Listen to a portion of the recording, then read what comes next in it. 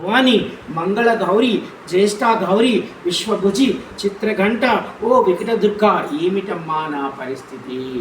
ఎందుకు నేను మీ బిడ్డని కదా, నన్ను ఎందుకు ఇలా కాశీని వదిలి పంపించే పరిస్థితిని ఏర్పాటు చేశారు అంటున్నారు. దేవతల ప్రార్థనచే పరోపకారం కోసం కాశీని విడిచి వెళ్ళవలసి వస్తుంది. అంటే సాక్షాత్తు ఈ సృష్టికి అధిపతి అయినటువంటి బ్రహ్మదేవుడు చెప్తే ఈ దేవతలందరూ వచ్చారు కాబట్టి కాదనలేక వెళ్ళాల్సిన పరిస్థితి నాకు ఏర్పడింది. పరోపకారం ఇక్కడ మళ్ళా గుర్తు చేసుకుంటున్నాడు ఆయన. అంటే పరోపకారం నుంచి మనం కూడా అలా చేసుకోవాలన్నమాట. అంటే నేను గొప్ప అని అనుకోకుండా అయినా మళ్ళీ ఏం చేస్తాను, నాది గొప్ప కదమ్మా అని చెప్తున్నాను. పరోపకారం కొరకు దజీషి మహర్షి తన అస్థికలను ఇవ్వలేదా అమ్మా?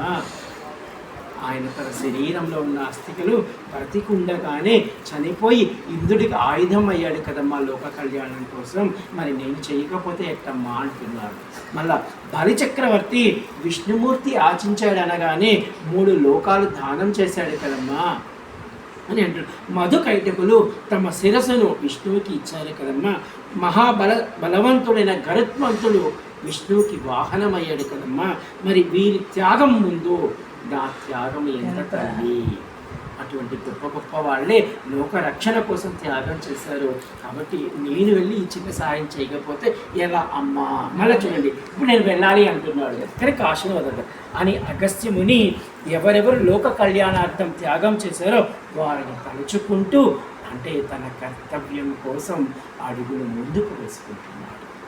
మనం చూడండి, కొంతమంది అనకూడదు కానీ ఉపవాసం ఉన్నాం అనుకోండి, ఉపవాసం ఉండి ఏదో దీక్షలో కూర్చుంటే పక్కన ఎవరు మంచి మంచి పదార్థాలు తెచ్చిపెట్టారనుకోండి, అక్కడ పక్కన ఇంకొకరు ఉన్నారనుకోండి, ఏం కథలో ఉపవాసం తినేయచ్చు, కొంచెం తినేయచ్చు అన్నారనుకోండి, అంటే ఉపవాసం గాలికి పోయినట్టు. అంటే ఈయన అనుకుంటున్నాడు మళ్ళీ ఇప్పటిదాకా నేను లోక కళ్యాణార్థం కోసం వెళ్ళాలి అని నాలో అహంభావం పెరుగుతుందేమో అనుకొని నాకంటే చేసిన వాళ్ళు చాలామంది ఉన్నారు, వాళ్ళతో పోలిస్తే నాది ఏమీ లేదని మళ్ళీ ఆయన అనుకుంటాడు. అనంతరం అగస్త్యముని కాశీని వదిలి సర్వదేవతల సర్వజనముల కోసం ఈ యొక్క కాశీ యాత్ర చేశాడు. అంటే మనకి కాశీ లాంటికి వెళ్ళిపోతున్నాడు కదా, ఆయన వెళ్ళే అర్ధ నిమిషం లోపలే ఈ కాశీలో ఉన్నటువంటి నగర యాత్ర చేశాడు, పంచక్రోశ యాత్ర చేశాడు, ఎన్నో అంతర్గృహ యాత్రలు చేశాడు. అంటే కాశీని మనం చెప్పుకున్నాం, విశ్వనాథుడు త్రిశూలం మీద పెట్టాడు. ఈ త్రిశూలం ముందు చుట్టూ మనం చెప్పే యాత్రనే పంచక్రోశ యాత్ర అంటాము. అలాగే వాటి అంతర్గృహ యాత్ర. మిక్కిలి బాధతో అగస్త్యముని లోపాముద్రాదేవి సంయుక్తుడై ఈ కాశీని వదలటానికి ఇక సంసిద్ధం పొందాడు. కాశీ నామస్మరణ చేస్తూ తపోబలముతో అర్ధ నిమిషంలో ఆకాశం చేరుకొని ఆ వింధ్యాక పర్వతం దగ్గరికి వెళ్ళాడు. వింధ్యా పర్వతము ఈ యొక్క అగస్త్యముని యొక్క గమనాన్ని చూస్తుంది. వింధ్య ప్రళయాగ్ని వలె, అంటే ఒక జ్వాల పడిపోతుంది మన నెత్తిన.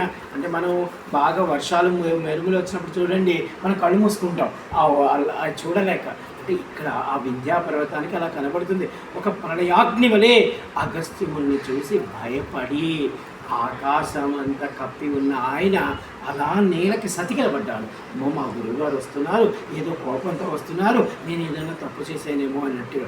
అలాగే అగస్త్యముని వింధ్యాద్రిని అభినందించి తాను మరలా తిరిగి వచ్చేంత వరకు, నేను ఈ విధంగా దక్షిణ దిక్కుకు వెళుతున్నాను, కొంచెం పని మీద వెళ్తున్నా, నేను తిరిగి వచ్చేంత వరకు నువ్వు ఇలాగే సాష్టాంగం పడే ఉండు అని చెప్పడం జరిగింది. జగత్ అంతయు సూర్యకిరణాలు ప్రవర్తించాయి, సదాచారం వచ్చింది. దేవతలకు అప్పటి వరకు కర్మలోపం ఏర్పడింది కదా, వాళ్ళందరికీ మళ్ళా ధర్మము పునరావృతమైంది. వింధ్యాపర్వతం నేటి వరకు అగస్త్యముని పునరాగమనం కోసం అలానే ఉంది. ఈ యొక్క వృత్తాంతమును మనం వినడం వల్ల మనకి ఏం తెలుస్తుందంటే, మనం ఒకరి మీద లేదా ఇంకొకరి మీద అసూయతో మనం కానీ ఉన్నట్లయితే మనకి ఇంతకు ముందున్న పూర్వ వైభవం కూడా ఉంటుంది అని చెప్పడం ఈ వృత్తాంతం యొక్క ఇది అనమాట. అంటే మనము ఈరోజు ఈ అగస్త్యముని కాశీని వదిలి వెళ్ళేటువంటి బాధను తెలుసుకున్నాను. కాబట్టి ఇది నేను ఎందుకు మీకు చెప్తున్నానంటే, నేను కూడా 4 నెలలు కాశీ లేను, ఎంతో బాధపడ్డాను, అవన్నీ గుర్తు తెచ్చుకుంటున్నాను మళ్ళా. కాబట్టి ఎవరు కాశీవాసం చేయాలి అనుకుంటారో వాళ్ళు తప్పకుండా ఈ యొక్క అగస్త్యముని బాధను మనం కూడా కొంత పంచుకున్నాం అనుకో. అంటే నిజంగా నా బోటి అల్పుడు కాశీ వచ్చి కాశీలో ఉందామనుకున్నప్పుడు ఏదో ఒక చిన్న అవాంతరం ఎప్పుడైనా అనుకో, అప్పుడు అమ్మ ఆయనకే తప్పలేదు, నేనెంతటి వాడిని అని వాళ్ళ కాళ్ళు పట్టుకుంటే ఏదో 10 రోజులు ఉండాల్సింది 2 రోజుల్లో మనం పని పూర్తి చేసుకొని కాశీ రావచ్చు. జై కాశీ విశ్వనాథ్, జై కాశీ.